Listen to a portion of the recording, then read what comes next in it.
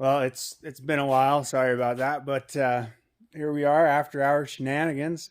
Um, like always, too many projects for the amount of time God's allotted us. But here I got uh, it's a '91 Jeep Wrangler.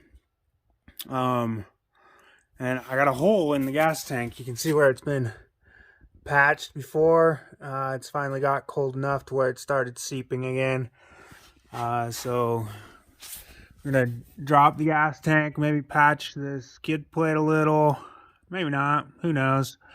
And then try to kind of pull this back corner out. You can see where it's been hit. So it feels a little better, just to make it a little more user friendly. So here we go. Okay, so I got the fuel tank out. There's the corner that's it, but so as most Jeeps, they're pretty rusted out under here. Did find out the vent hose was kinked, one wasn't on, so that could be a cause of why I was getting some fumes in the cab. I would time lapse this, but I'm using this one deal, and I have this really nice gimbal. But I just found out that it requires your location to be on, and I shouldn't need my location to be on to do some recording of time lapse and to use a gimbal for Bluetooth to connect. So you'll just get updates here and there. So gotta clean this. It looks like it's cracked here. We'll see. It's probably a bad idea to try to do a little plastic welding, but hey, might just do it and then put some stuff over it, so we'll see. So I got it cleaned up quite a ways. It's a big old crack in there. So I got some sandpaper. I'm just going to sand it, let it clean, get it cleaned up a little. And then I'm going to let it kind of air out, dry out. So I'll try to get this dent out of the corner and maybe work on the skid plate. So I'll do that. Okay, I got it sanded up, kind of pushed down a little more. I'm going to let that air out some more. So over here I got the Porta Power with a nice 4-inch little piston. So I'm going to stick that, let's see, where's the light? Right in there. Push against that solid piece and it should push this out. I'll hammer the high spots. You can see where somebody's put a crowbar in there and put some nice creases in it, but we'll try to get this straightened out. So here we got the Porta Power stuffed in there. Make sure your wires are out of the road, but then I just stuck a block in there, right? So I didn't add more damage. And then you just put a little pressure, kind of push it out, right? Keep going. It's got to go quite a ways. As you can see, it'll start pulling in this side. And then you just kind of tap to get this to go back in, right? And it loosens up. You tap these high spots. You get this to go in. Add a little more pressure, get that to come out more. As you can see, it's coming out, right? It's pulling this side in. A little more tapping.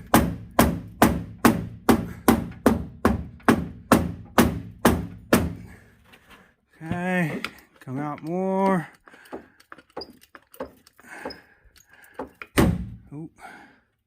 Better check what that was, huh? Fun. Looks like it's pushing this support back, so it's not as strong as I thought, but oh well, it's coming out, so we'll just keep going a little.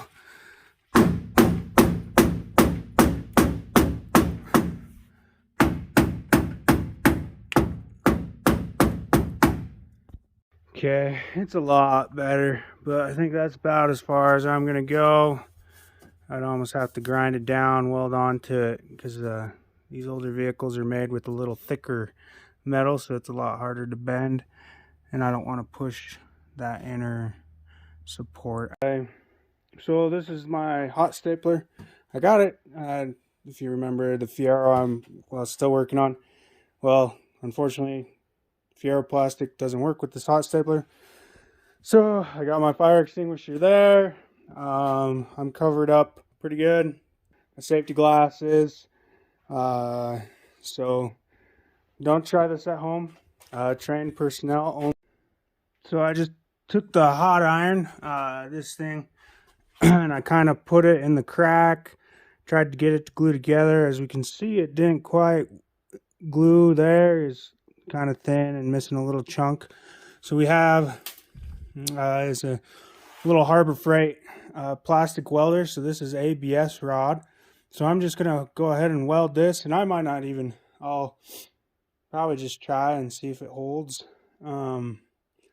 And then if not, I'll put some of this epoxy stuff I have on it. So I got one layer of this plastic rod on there. We're gonna let it cool just a little. And I'm gonna just kind of, it seems like it stuck pretty good. So I'll probably might sand that real quick, just a little, smooth it out, and then do another bead and go out a little farther just to make sure I have coverage. And then we'll see if it holds.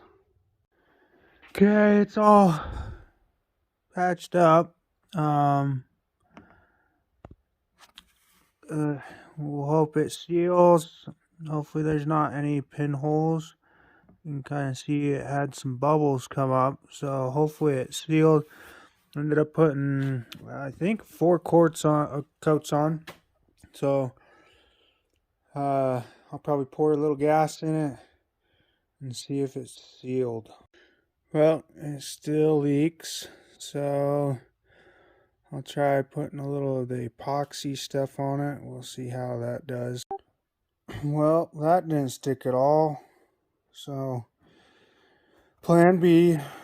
So plan B is this 2-part epoxy stuff. It's plastic tank repair stuff. It says it's not for gas tanks, but we'll try it. The reason I'm trying to fix this is because I don't want to spend the $400 for a plastic replacement tank. So if anything, I'll keep trying things to fix it. It's a lot cheaper so far to try and fix it than spend that. So yeah. Okay, I got it all back together. This epoxy stuff seems to be holding. It's not leaking yet, so we'll see how it does. It'll get me a little ways at least, so we'll see how it goes. So we're at our local shopping mall. It's a junkyard, yeah, but you find some cool things like a brake bleeder. If we would have gotten here a little earlier, there's a whole bunch of yard stuff, but we'll see if we can pick through it. And look at this. This is the sad part. Here we go. I don't know if you can see that. It's a Nash. So nice old. It looks like a rear end hub assembly, but yeah.